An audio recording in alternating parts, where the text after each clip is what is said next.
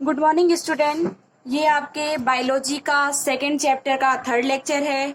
इसके पहले वाले लेक्चर में हम लोगों ने परागकण के बारे में पढ़ा था। आज हम परागकण से होने वाले लाभ तथा हानि के बारे में पढ़ेंगे। चलिए तो देखते हैं।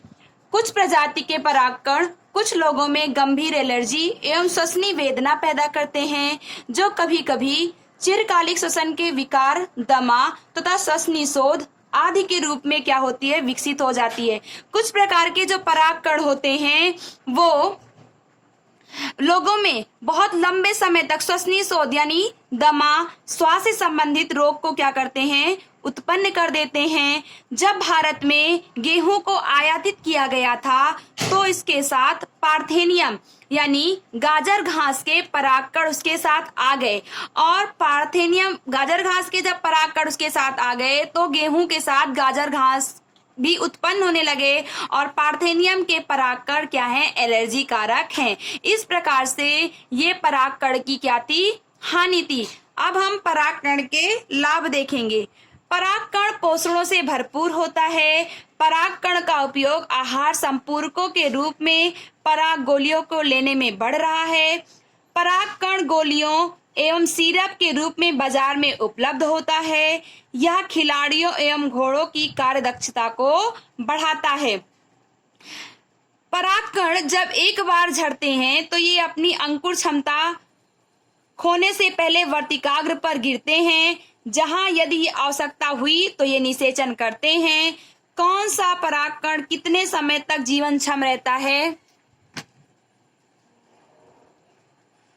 बहुत विविधताएं पाई जाती हैं। यह तापमान तथा आर्द्रता पर निर्भर करता है। यानी आप देखिए, ऐसा परागकण जब झड़ता है, परागकोश से जब निकलता है तो अगर वर्तिकाग्र पर पहुंचता है तभी अंकुरित होता है और तभी निषेचन की प्रक्रिया होती है, और यह तापमान तथा आर्द्रता पर निर्भर करता है कि वह अंकुरित हुआ या नहीं।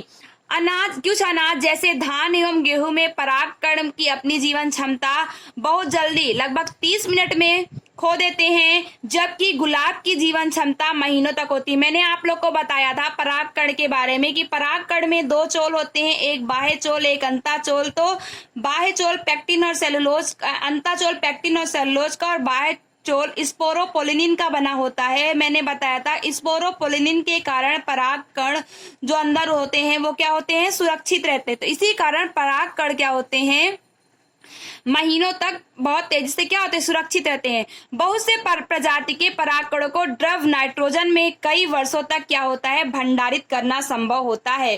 क्यों भंडारित करना इनमें संभव होता है? क्योंकि इन पे स्पोरोपोलिन का आवरण होता है और ये कई वर्षों तक नष्ट होते नहीं, क्योंकि उनमें अम्लों का और क्षारों का कोई प्रभाव पड़ता नहीं है।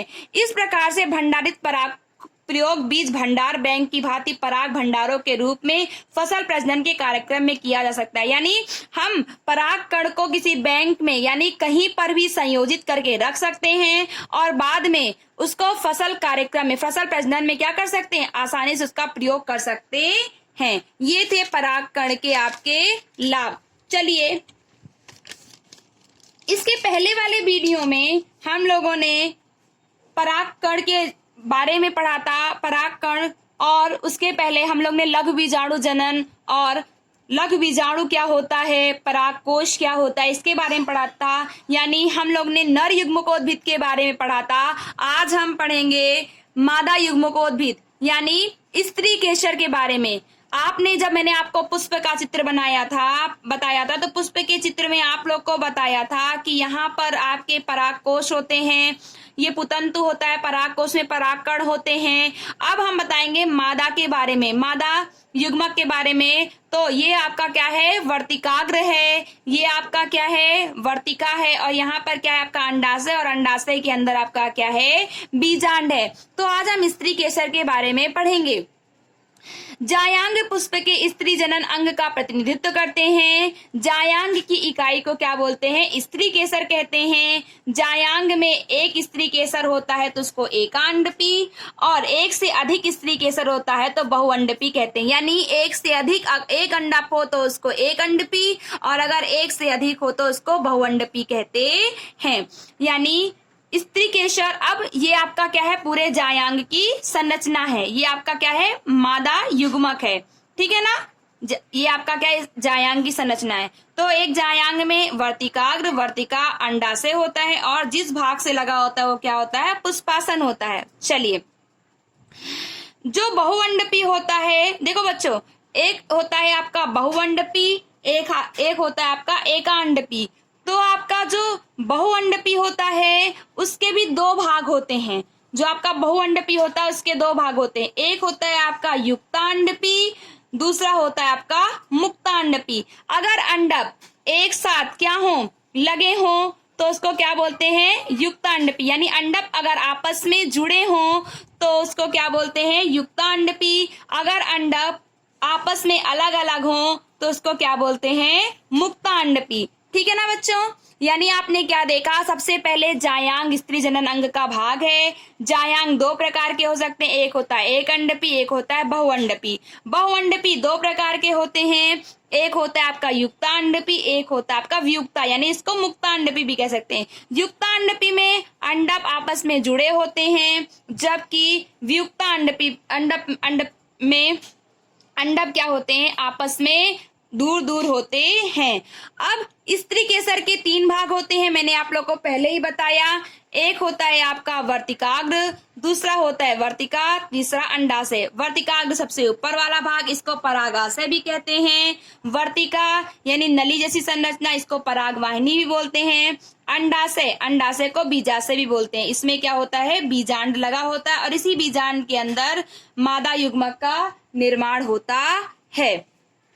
ये स्त्री केसर का फूला हुआ भाग होता है।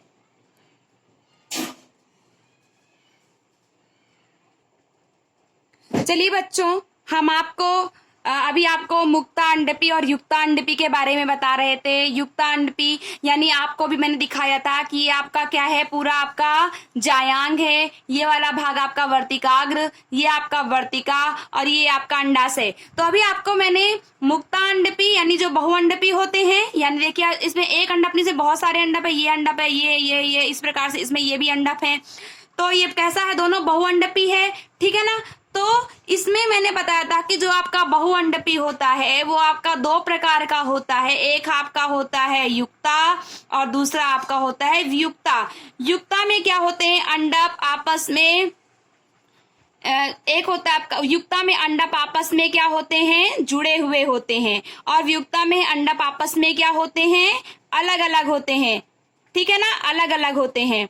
तो आप देखिए कि ये जो आपका है, इसमें सारे अंडप क्या हैं, एक साथ क्या हैं, जुड़े हुए हैं। तो ये आपका कैसा हो गया, युक्तांडपी। और यहाँ पर देखिए कि यहाँ पर सारे अंडप क्या हैं आपके, अलग अलग है। ये आपका एक अलग अंडप है, ये अलग है, ये अलग है, ये सारे अंडप क्या हैं आपके, अलग अलग हैं। तो ये आपका क्या होगा, वियुक्तांडपी। ठीक है ना, इसलिए आपको चित्र दिखा दिया। चलिए, तो देखिए ये हो गया आपका पूरा। नेक्स्ट देखते हैं कि अंडाशय के अंदर एक गुहा होती है जिसे गर्भाशय गुहा या कोष्ठक कहते हैं। गर्भाशय गुहा के अंदर अपरा होता है, अंदर की ओर अपरा होता है। अपरा से उत्पन्न होने वाली दीर्घ बीजांड धान्य समानता बीजांड कहलाती है।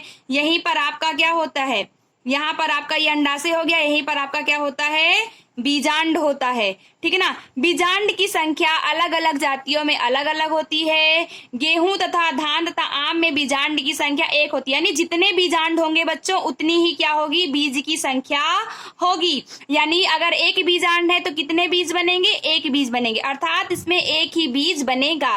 पपीता, तरबूज, आर्किड में बीजांड की संख्या एक से अधिक होती है। आप देखिए पपीता में कितने सारे बीज होते हैं, तरबूज में कितने सारे बीज होते हैं, खरबूज में कितने सारे बीज होते हैं। ठीक है ना। तो यानी जितने बीजांड होंगे उतने ही क्या होंगे, बीज बनेंगे। चलिए एक बार चित्र देख लेते हैं। ये आपके अंडप का चित्र है, आप लोग बुक में भी देखिएगा। ठीक है ना, पहले बुक से देख लेते हैं कि ये आपके क्या है, एक अंडप, यानी सिर्फ एक अंडप को काट के। अभी तक आपको ये आपका क्या था, पूरा ये आपका पूरा जायांग है। ये आपके एक अंडप की बात कर रहे हैं। एक अंडप को निकाल के उसको काटेंगे तो एक अंडप में क्या क्या चीजें पाई जाती हैं। देखिए इसमें आप देखिए कि इसमें दो आवरण है, एक आवरण ये, एक आवरण ये, एक आवरण ये, एक आवरण ये, यानी जो आपका अंडप होता है वो 2 आवरण से क्या होता है, घिरा हुआ होता है।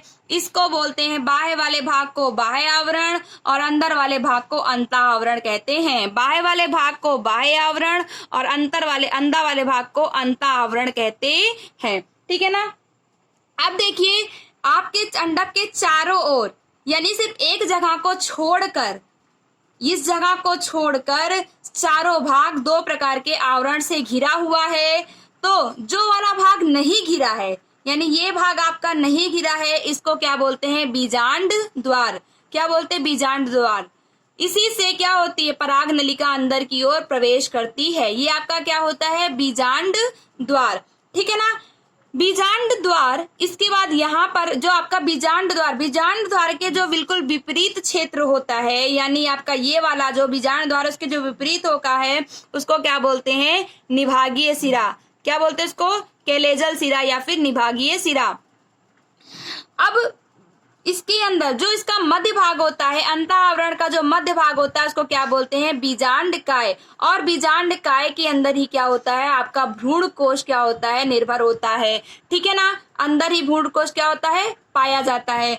और बीजांड द्वार जिस सिरे से जुड़ा होता है, उसको क्या बोलते हैं, बीजांड द्वारीय सिरा। उसको क्या बोलते हैं, बीजांड द्वारीय सिरा। यहाँ पर आपका क्या होता है, हाइलम उपस्थित होता है। चलिए अब कॉपी में देखते हैं।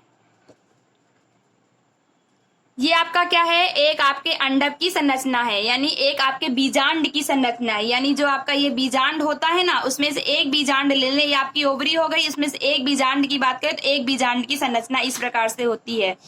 ये आपका 2 भित्तीय संरचना होती है। 2 आवरण से आपका जो बीजांड होता है उसमें 2 आवरण पाए जाते हैं। एक होता है आपका बाह्य आवरण तथा दूसरा आपका होता है अंत आवरण। तो आपने क्या देखा, एक आपका बाह्य आवरण, दूसरा आपका अंत आवरण।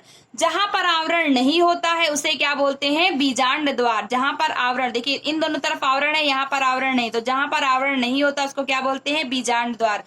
यहीं से क्या होते हैं, पराग नलिका क्या होते हैं, अंदर प्रवेश करते हैं। पराग नलिका आपको पता है ना, पराग नलिका क्या होता है, आपका नर युग्मक का भाग है।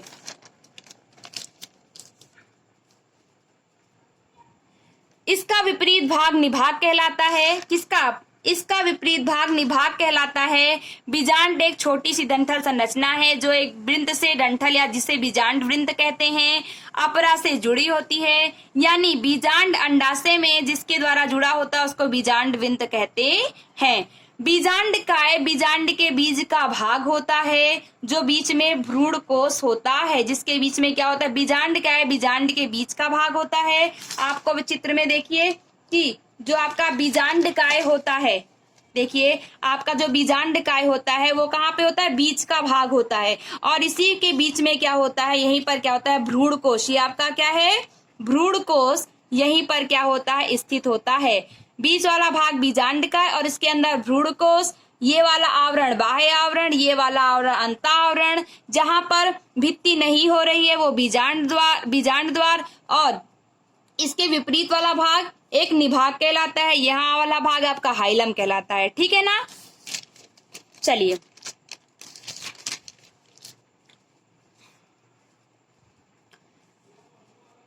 बीजांड काय बीजांड के बीच का भाग होता है जो भ्रूण कोश बनाता है। एक भ्रूण कोश में ऊपर की ओर 3 प्रतिध्रुवीय कोशिका होती है। ये तीनों कैसी कोशिका होती है, प्रतिध्रुवी। अभी आपको इसके बारे में पूरा डिटेल बताएंगे। प्रतिध्रुवी कोशिका होती है जिसके बीच में एक कोशिका, ये बीच में एक कोशिका, ये ध्रुवी कोशिका तथा नीचे की 2 कोशिका, किनारे की 2 कोशिका सहायक कोशिका और इसके बीच की कोशिका को अंड कोशिका कहते हैं। चलिए आज के लिए बस इतना ही। इसके अगले वाले वीडियो में हम गुण बीजाणु जनन के बारे में पढ़ेंगे। Thank you.